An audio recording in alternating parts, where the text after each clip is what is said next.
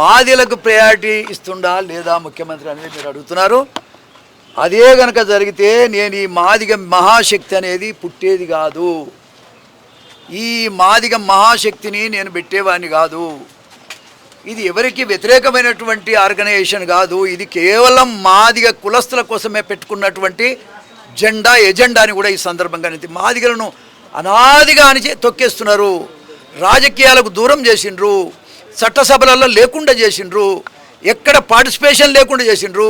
మీరు చూడండి, 3 పార్లమెంటు సభ్యులు ఉంటే 3టికి 3 వాళ్ళే తీసుకున్నారు. రేవంత్ రెడ్డి గారు నేను చేయలేదని చెప్తుండు బయట, కానీ చేసినోడు ఎవడో వాని పేరు చెప్పమని మేము అడుగుతున్నాము. అదేవిధంగా మీరు చూడండి, రాజ్యసభలో మాకు సీట్లు లేవు. మాదిగోళ్ళు మీరు చట్టసభలలో ఉండటానికి వీల్లేదన్నట్టుగా, మీరు కులహీనులు కాబట్టి చట్టసభలలో మాదిగోడు ఉండొద్దన్నట్టుగా ఉన్నదే తప్ప మమ్మల్ని ప్రేమించినటువంటి దాఖలాలు లేవు. ఒక్క అందశ్రీ పాడెత్తుకుంటేనే మురిసిపోయి చెప్పిన నేను ఆ రోజు. కానీ మా మురిపమంతా 3 రోజులే ఉన్నది ఏమే. కాబట్టి మాదిగల మీటింగ్ పెట్టమని చెప్పిన బిడ్డ నేను. మాదిగల మీటింగ్ పెట్టవా, మాదిగ మీటింగ్లు పెడితే మా డిమాండ్స్ను ఒక 9-10 ఉన్నాయి. ఈ 9-10 నువ్వు ఇందో అన్నీ కూడా సాల్వ్ చేయగలిగినాయి. నువ్వు ఖచ్చితంగా నువ్వు సాల్వ్ చేయమని చెప్పిన, కానీ పట్టించుకోలేకపో. ఎందుకు పట్టించుకుంటలేవు నువ్వు? మాదిగల మాలోళ్ళకి భయపడుతున్నావా? ఒకవేళ మాలోళ్ళకే భయపడేది ఉంటే నేను అంటున్నా కదా, వాళ్ళ మీటింగే మొదలుపెట్టు. వాళ్ళ మీటింగే మొదలుపెట్టి మా మీటింగ్ తర్వాత పెట్టుకొని ఎప్పుడెప్పుడు పెడతావో చెప్పు, డేట్లు చెప్పు. ఎందుకు? కష్టాలు అనేది మాకు కదా, మేము చెప్పుకోవాలి కదా. ఇది గవర్నమెంట్ కదా, ఎవడబ్బా సొత్తు కాదు కదా, ఎవడబ్బా సొత్తు కాదు కదా అని మళ్ళీ కూడా చెప్తున్నాను. ఏం తమాషగా ఉందా? మాదిగ జాతి, ఇంత పెద్ద జాతిని మీరు అవమానపరుస్తూ ఉంటే చూస్తూ ఊరుకోవడానికి మేమేం దద్దమలం కాదు. చూసి గతంలో వాస్తవంగా మేము అమాయకంగానే బతికిన మాట నిజమే, కానీ ఇక రాబోయే కాలంలో అట్లా ఉండటానికి వీల్లేదు. రాబోయే కాలంలో నా మాదిగ జాతికి ఎక్కడ అన్యాయం జరిగినా ఊరుకునే ప్రశ్నే లేదు, ప్రాణం పోయినా పర్వాలేదు. కాబట్టి నేను ఏమంటున్నా అంటే, ముఖ్యమంత్రి గారికి ఒకటే విజ్ఞప్తి చేస్తున్నా. మొన్న డయాస్ మీద ఆయన చెప్తే నేను నిజంగా జాలిపడ్డా. అయ్యో, మరి నిజమే కదా, ఎవరిది పొరపాటు? మేము ఉంటే మా గొంతులు కోసేటట్టున్నావు. మరి నువ్వు ఎవరికో భయపడి మా గొంతులు కోస్తే ఇప్పటికే అన్యాయం అయిపోయినాం. ఇంకెంతకాలం రాబోయే కాలంలో కూడా టికెట్ ఇస్తారో లేదో. కాంగ్రెస్ పార్టీలో మాకు అవకాశం ఉంటుందో లేదని నా జాతి భయపడుతున్నది, బాధపడుతున్నది. ఒక్క సీట్ కదా పార్లమెంట్లో, రాజ్యసభ ఇవ్వకపోతే కౌన్సిల్లో మేము లేనేలేం. ఏమండి, అసెంబ్లీలో నామమాత్రంగానే ఇస్త్రీ. ఎట్లా మా జాతి ఎట్లా ఎప్పుడు పైకి వస్తుంది? ఇప్పుడు కార్పొరేషన్లు ఏదో ఇస్తున్నారంట, ఇవి చూస్తాం ఎట్లా ఉన్నదో కూడా. ఖచ్చితంగా మా జాతి ఔన్నత్యం కోసం మేము ఈ ఆర్గనైజేషన్ మాదిగ మహాశక్తి పుట్టింది, పనిచేస్తాం.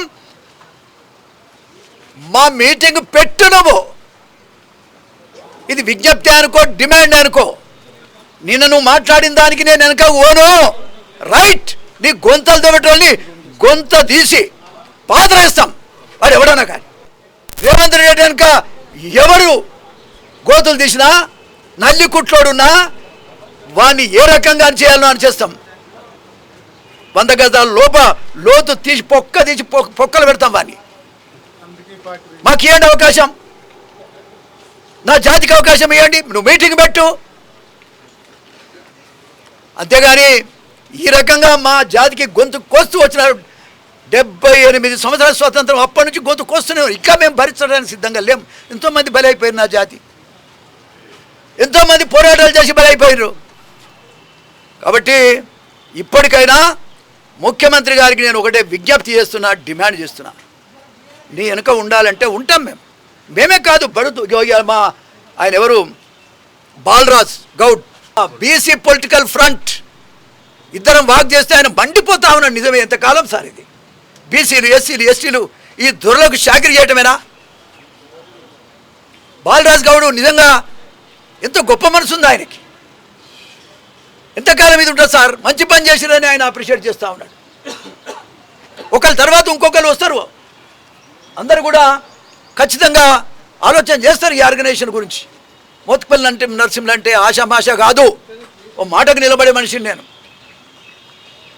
కాబట్టి దయచేసి రేవంత్ రెడ్డి గారికి విజ్ఞప్తి చేస్తున్నా, ఆయన డయాస్ మీద మాట్లాడినందుకు ఆయన మాటలకి నిజంగా నేను చాలా సంతోషం వ్యక్తం చేస్తున్నా. కానీ మన మీద ఉన్న నమ్మకాన్ని మరి మాకు నమ్మకం ఇవ్వాలి కదా సార్. మీరు మీ మీద ఇప్పటిదాకా మీ మీద ఉన్న మీ ఎంబడున్నోళ్ళ మీద నమ్మకం లేదు సార్. మాకు